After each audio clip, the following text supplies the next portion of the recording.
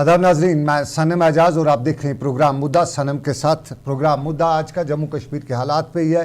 थोड़ा सा आपको हालात वाक़ात से बाखबर करते चले। आज जम्मू कश्मीर के नॉर्थ कश्मीर के हंदवाड़ा के ऊपरी इलाके जचलडारा के आसपास के इलाके में इनकाउंटर भी हुआ है, जिसमें आखिरी खबर मिलने तक एक मिलिटेंट मारा गया है। लेकिन कुल मिला के जम्मू कश्मीर की सूरत हाल में ये जो सूरत हाल है, काफ़ी ठंडी पड़ गई थी, सूरत हाल नॉर्मल हो गई थी। लेकिन पिछले 2 महीने या 1.5 महीने के वाक़ात के बीच में एक बार फिर रोंगटे खड़ा कर देने वाली फ़िज़ा कायम हुई है। आपको बिलावर कठुआ का वाक़ा याद होगा। 3 नौजवान घर से शादी के लिए निकलते हैं और उसके बाद करीबन 20 दिन के बाद उनकी डेड बॉडीज़ मिलती हैं। उस पर अगरचे मरकज़ी वज़ीर ने उससे मिलिटेंसी से रब्ता, डॉक्टर जितेंद्र सिंह ने बताया था कि मिलिटेंसी रिलेटेड एक्सीडेंट है, लेकिन कुछ हल्के उसके बता रहे थे कि ये पहाड़ी से गिर गए। उस तरह से उस मामले पे अभी भी जो रिपोर्ट्स वगैरह हैं वो आना हैं।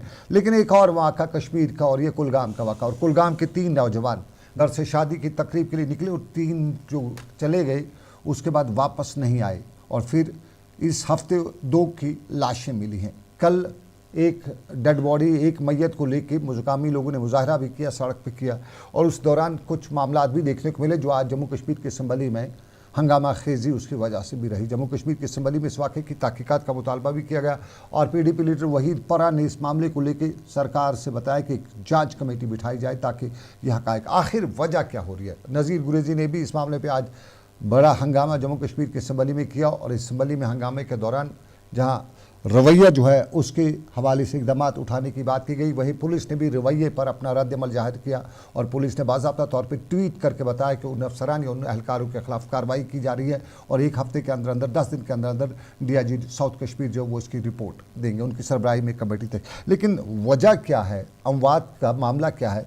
कल आपने तालिब चौधरी को देखा होगा, वो इस मामले को लेके बड़ा, चूँकि वो ट्राइबल कम्युनिटी से बिलोंग करते हैं और लगातार ट्राइबल कम्युनिटी के मामला को उठाते रहते। कल भी उन्होंने ये मामला उठा रखा था। इस वक्त इस मामले को लेकर मेरे साथ 2 पैनलिस्ट मौजूद हैं। तालिब चौधरी हैं, खुद तालिब चौधरी जो आपने देखेंगे, उसके साथ साथ डॉक्टर नूर अली जहांगीर है, ये मेरे साथ थे। दोनों का बहुत बहुत शुक्रिया, दोनों मेहमानों का खुश आमदीद। तालिब, बहुत बहुत शुक्रिया आपका मुझे ज्वाइन करने के लिए। आपके साथ फ़ोन हमारा रब्ता, चूँकि पहाड़ी इलाका है वहाँ पर फ़ोन का रब्ता है। जहांगीर साहब, आपका बहुत बहुत शुक्रिया।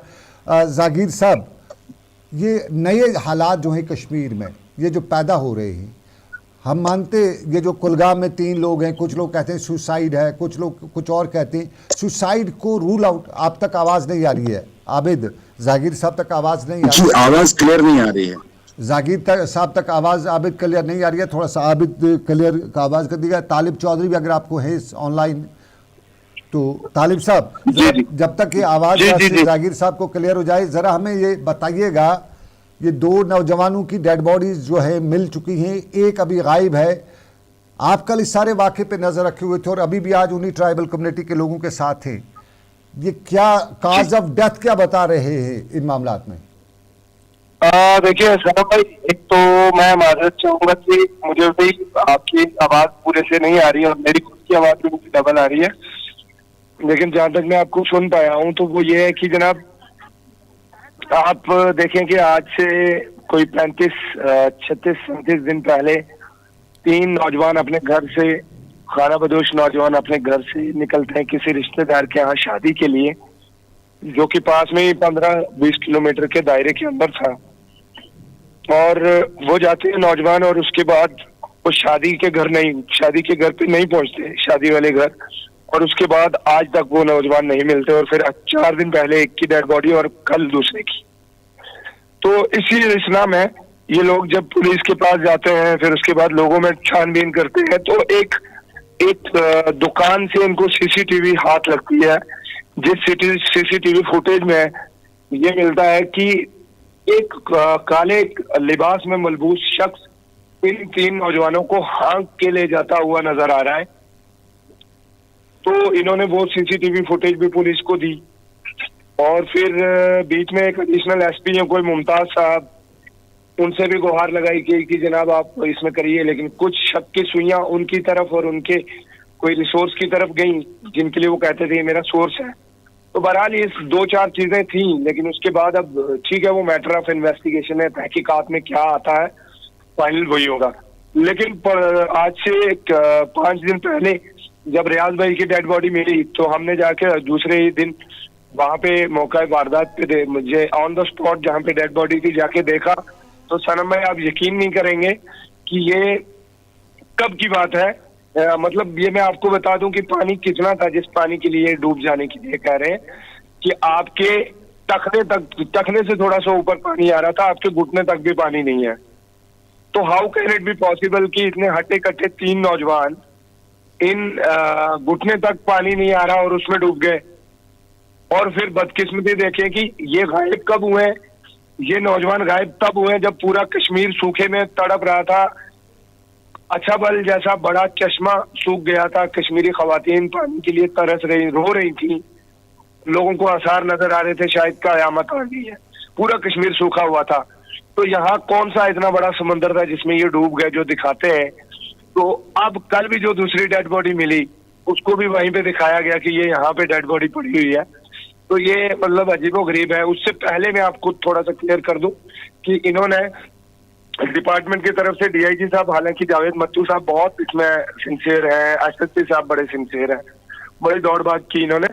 ये कहते हैं कि जनाब वहां पे ट्रंचेज है, माइनिंग वालों ने वहां पे गड्ढे बना दिए हुए रेत और बजरी पत्थर निकालने के लिए, तो उनमें ये गायब थे। हालांकि उस वक्त पानी का माजरा ही नहीं था, सारे ट्रंचेस भी सूखे हुए थे।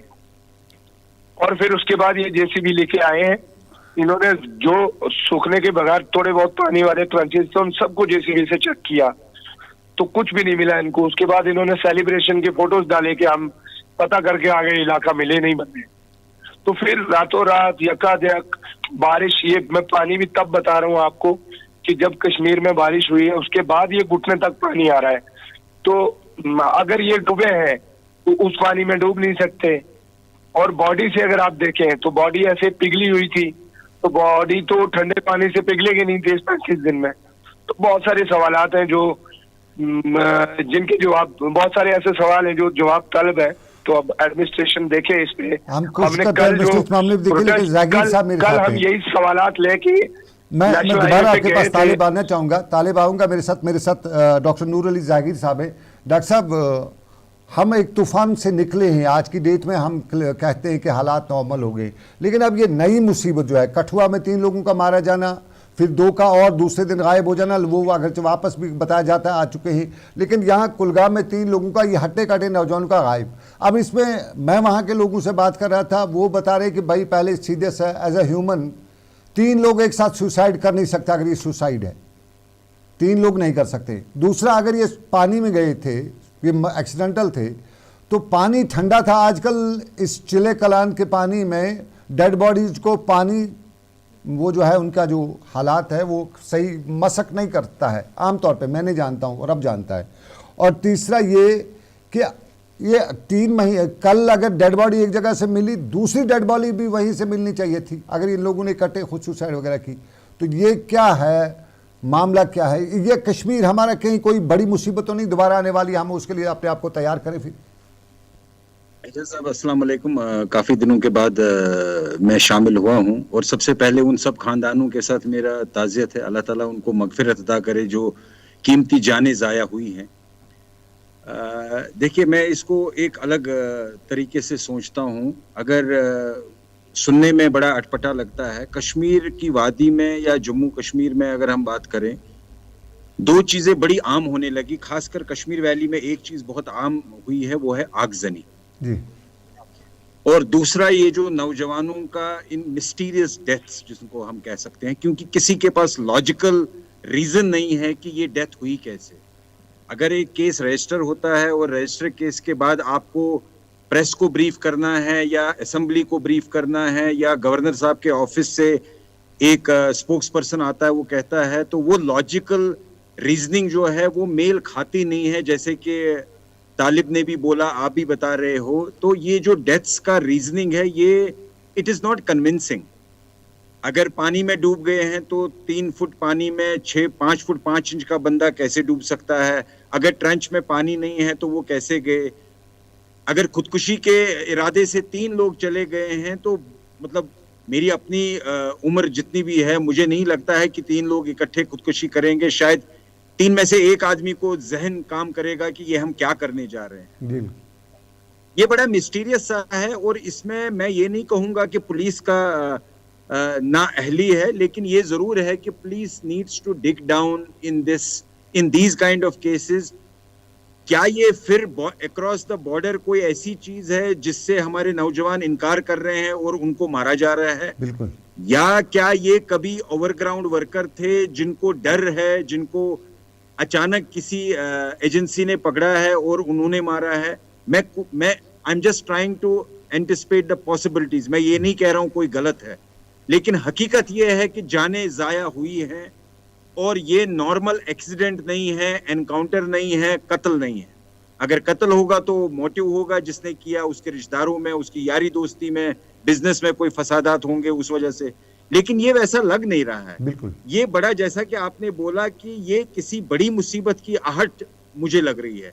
जहां तक मैंने देखा है 1979 से लेके अभी तक जिन भी हालातों के थ्रू हम गुजरे हैं, यहाँ का अवाम गुजरा है, उसको देखने के बाद ये लग रहा है कि कुछ नई साजिश तो नहीं हमारा दुश्मन कर रहा है, या ये स्टेट गवर्नमेंट के हाथ में पुलिस नहीं है, एलजी साहब के अंडर पुलिस है, असेंबली के पास वो पावर नहीं है। अगर वो सिर्फ प्रोटेस्ट कर सकते हैं, या जैसा कि आपने परसों भी एक प्रोग्राम जो मैं देख रहा था कि कमेटी बना देंगे, कमेटी कब फैसला देगी, अपना रिपोर्ट पेश करेगी, उससे क्या होगा, उस पे डीआईजी जो है वो अमल करेंगे नहीं करेंगे, तो ये हमें देखना पड़ेगा। क्योंकि ये बड़ी तशवीशनाक सूरत हाल इस वक्त जम्मू कश्मीर में हो रही है कि ये मौतें जो है ये एक नॉर्मल डेथ्स नहीं है, इसको डीप डिग करना पड़ेगा हर हिलाज से, चाहे वो एजेंसी है, पुलिस फोर्स है, आर्मी है, क्योंकि ये बॉर्डर इलाके भी है, इसमें वो उनको भी देखना पड़ेगा कि इस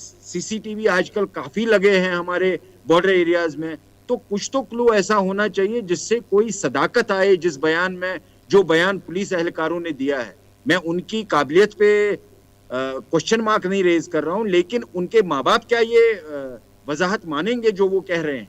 वो मातम कर सकते हैं, लेकिन वो कन्विंस नहीं होंगे दिल्ली तरीके से कि हमारे बच्चों की जो जानें हैं वो किस हालात में गई और ये जाया हुई है। ये फैमिली का मैटर। लेकिन तालिब जो वहीं स्पॉट पे हैं, तालिब भाई जरा एक जहन में मेरी बात आ रही है, ये लोग रजौरी के रहने वाले हैं, रजौरी से कुलगाम आए मजदूरी के लिए, छोटे छोटे ने वो अपने घर वगैरह बनाए थे, इनका बैकग्राउंड क्या लग रहा है? बैकग्राउंड कुछ बता सकते हैं हमारे नाजरीन को? देखिए सनम भाई, ये बैकग्राउंड इनका ये है कि बेचारे ये टिपिकल बकरवाल खाना बदोश है, और जानवरों की जंगलात कम हो जाने की वजह से जानवर कम हो गए, खत्म हो गए, तो इन्होंने मजदूरी वगैरह करना शुरू की। रजौरी से मुंतकिल हुए कुलगाम जिला में, और यहाँ पे नेशनल हाईवे के थोड़ा सा पीछे ही जहाँ पे कश्मीरी पंडित कॉलोनी है, यहाँ पे कुछ जमीनें पड़ी हुई थी, वहां पे 5-5 मरला जमीन लेके तो 10-15 जो फैमिलीज हैं यहाँ पे बस गई, और इनके अगराज ये थे कि चलिए हम बच्चों को भी पढ़ा लेंगे और मजदूरी भी कर लेंगे। तो अब सनम भाई मैं इसमें एक एडिशन अर्ज करना चाहता हूँ। मैं डॉक्टर साहब को सुन रहा था बड़े एहतरामन। देखिए, हमने कल ये जो मैंने सवालात जो डॉक्टर साहब भी कह रहे थे, ये सवालात हम पूछना चाह रहे थे कि पूछना भी नहीं चाह रहे थे ये सवालात। असल में हमें लग रहा था कि शायद एलजी साहब को पता ना हो, चीफ मिनिस्टर साहब इस बात से बेखबर हो, तो चले हम एक माकूल प्लेटफॉर्म से अपनी बात वहां तक पहुंचा दें। और वो नजर आ रहा था कि चलिए सड़क पे जाएंगे, डेड बॉडी है तो साथ में वहां पे जाके 1-8 घंटे के लिए अपनी बात रखेंगे। वापस हम भी चूंकि रोजे से हैं, हमें भी पता है 35 दिन से ये लाश के साथ पता नहीं क्या क्या हुआ है, चला ये मतलब सल गल गई हुई है, तो कुछ भी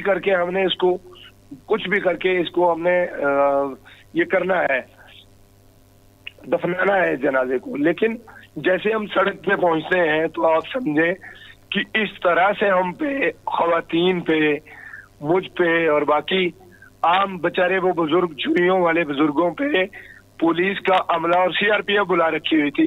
पुलिस इस तरह से टूट पड़ी है सर, जैसे कि हम चाइना से आए हुए हैं और हमने पता नहीं डोकलान और लद्दाख का इलाका छीन लिया हुआ इनसे। और उसके बाद जुल्म की इंतहा देखिए कि डीएसपी साहब इतने फ्रस्ट्रेट हो गए कि वो ये भी नहीं देख पा रहे हैं कि खवातीन है सामने में, उनको अच्छा खवातीन को लाते मारे जा रहे हैं, और वो किसको मार रहे हैं?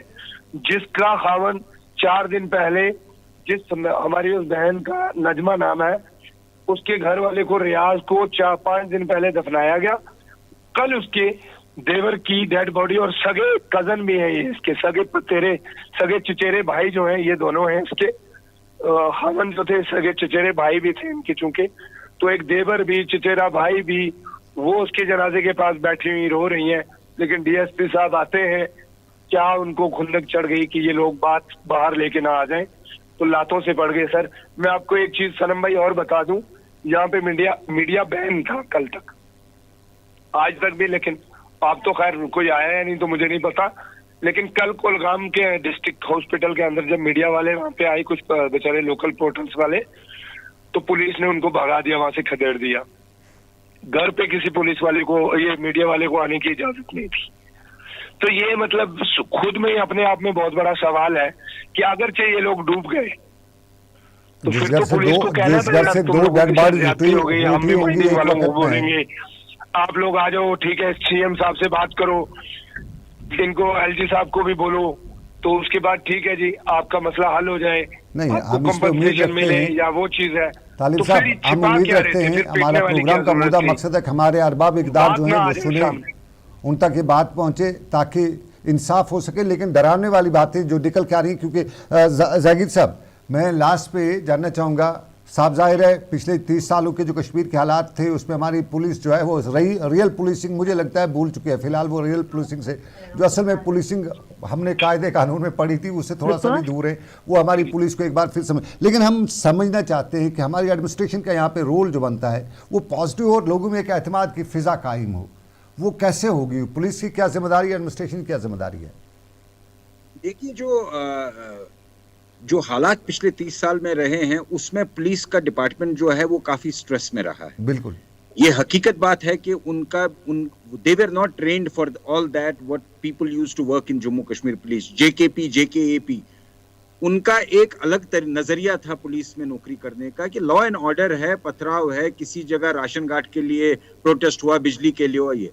लेकिन जो हालात पिछले 25-30 सालों में हुए हैं उसमें अपग्रेडेशन तो हुआ है पुलिस डिपार्टमेंट में, ट्रेनिंग के हिसाब से उनके फाइटिंग गियर्स, उनके वेपनरी जो है वो मॉडर्नाइज हुई है।